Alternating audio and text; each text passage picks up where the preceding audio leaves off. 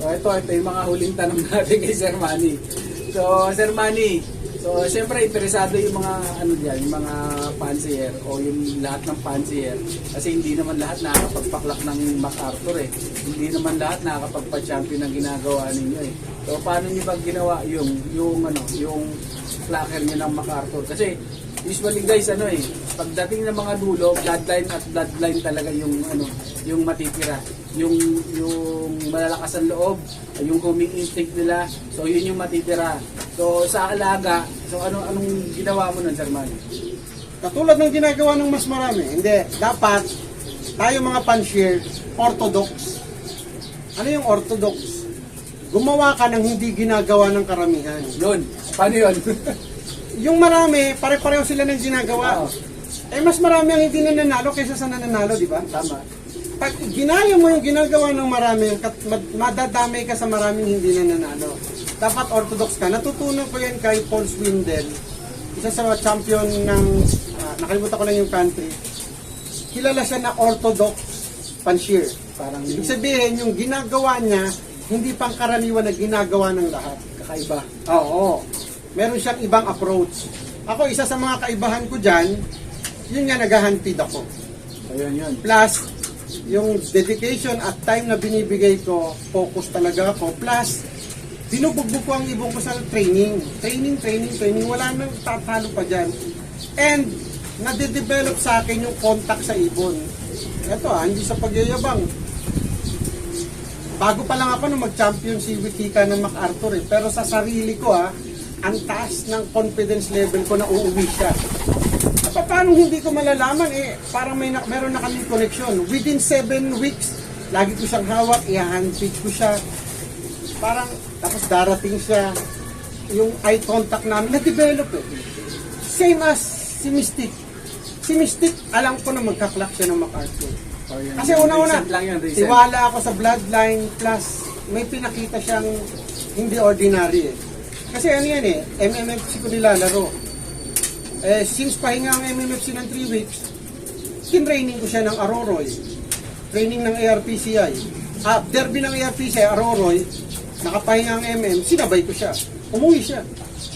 So nakatawid siya ng dagat. So ibig sabihin, doon pa lang nakitaan ko na ng galing yung ibon. So yung confident level ko sa kanya, uuwi talaga siya. Kaya wala, during race ng MacArthur, nagpa-plus sa isip ko, nakikita ko yung lock ko, pag tumitingin na sa lock ko, nakikita kong dumaraan siya. So, connection yun. Saka sabi nga ni, sino ba tong sikat na vlogger? Nakalimutan ko si Tim Payaman. Ang prinsipyo ng Tim Payaman, kung ano yung iniisip mo, yun yung mangyayari. Kung ang iniisip mo, bad ang mangyayari. Kung ang iniisip mo, good ang mangyayari. Lagi ko sinasabi to, lagi ko sinasabi to, yung mga newbie, sinasabi nila na baka pag finisher lang ako, ganun, okay na sa akin. Lagi ko sinasabi, huwag mo pangarapin makapag-finisher o umuwi lang, pangarapin mo mag-champion agad. Kasi nga, gaya niya sabi Sir Manny, kung ano yung laging iniisip mo, yun yung mangyayari. So isipin natin lagi, hindi lang isipin mo gumawa ka rin. Yung pag-iisip may kasamang gawa yan. May kasamang trabaho yan. May kasamang trabaho, doon mo makikita yung connection mo, doon sa ginagawa mo, doon sa ibon mo, doon mo makikita yung connection na sinasabi ni Sir Manny. O yun, isipin natin na magka-champion tayo, gawin natin yung dapat na gawin para sa ibon natin. Kung hindi ka man pala rin, hindi lahat sa'yo ang problema. Yung kabila, 50, nasa iyo, dahil ikaw sa sistema, yung kalahati, nasa ibon nyo kasi siya yung lumilipad, siya yung discard. Hindi, tsaka sa bawat karera na hindi ka nananalo, huwag mong isipin na natalo ka. Kasi nanalo ka pa rin. Kasi dun sa race na yon natuto ka Dun sa race na pagkatalo mo na yun, mag-i-improve ka Kita niyo yung interview kay Milwaukee, kay Johnny. Sabi nung your loss is a failure. No, it's not a failure.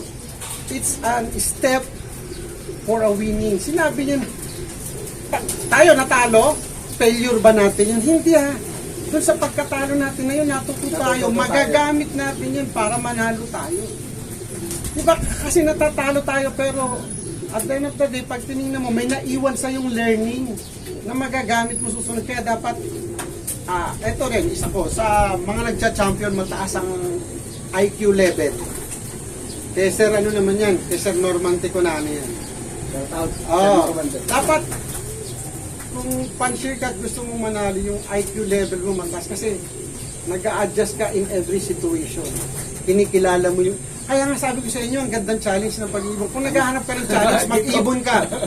Handa mo lang yung... Kung naghahanap ka ng iyak, dito ka pumunta. Naghanap ka ng artista. Dito ka kompleto. Showbiz. Showbiz, nandito lang. Maganda. Kaya lang, pag na-accept mo yung challenge, dapat sa'yo itokhang na. Kasi ang tawag sa'yo doon, addict.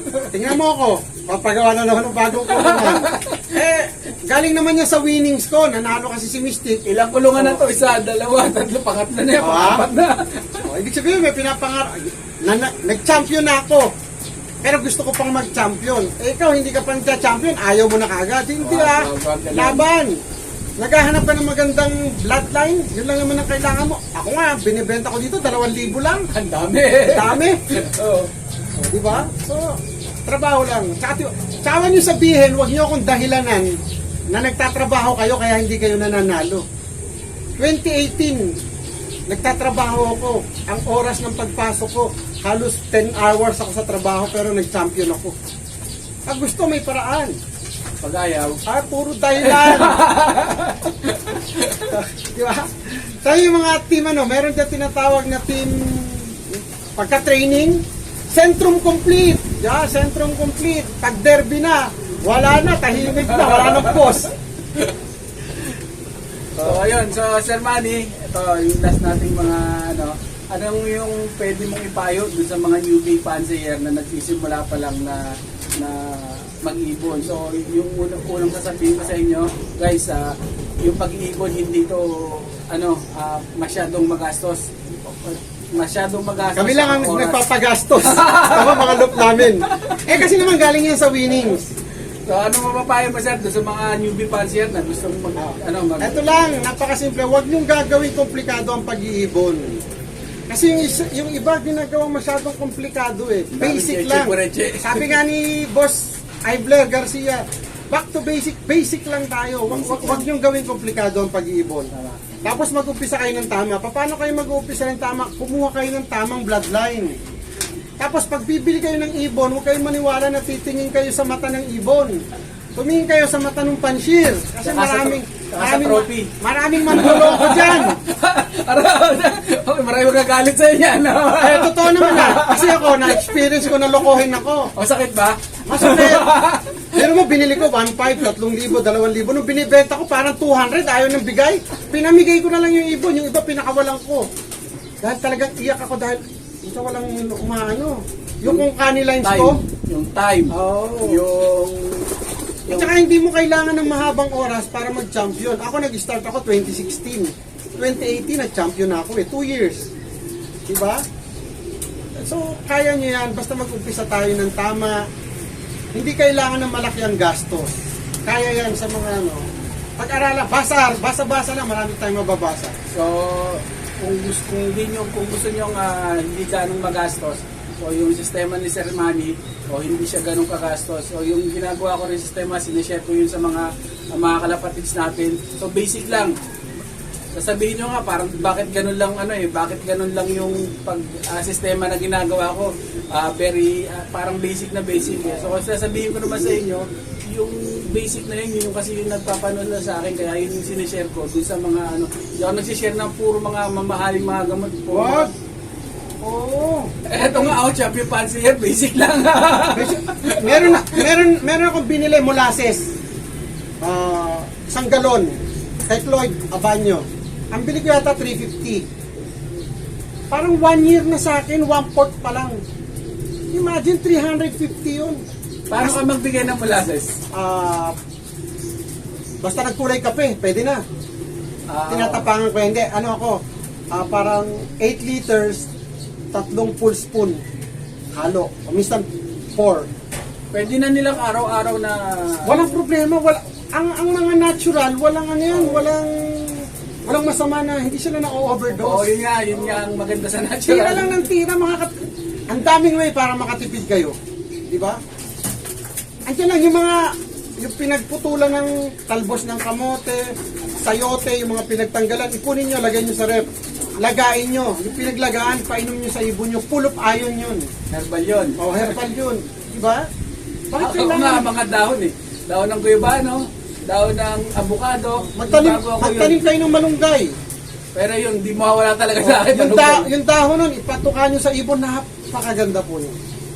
Yung kaysa bumili kayo ng mamahaling gamot. Oo, wag.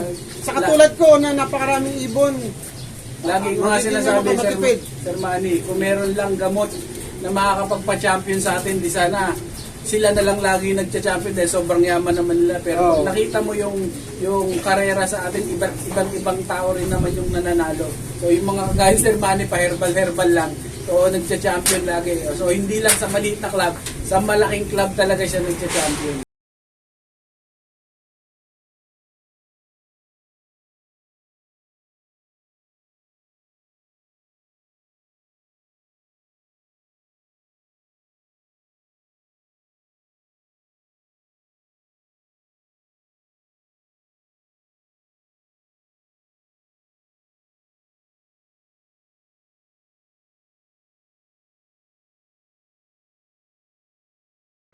What's up, mga ka-Ibon? Please like, share, subscribe, and don't forget to hit the notification bell down below para ma-notify kayo sa mga bagong videos namin.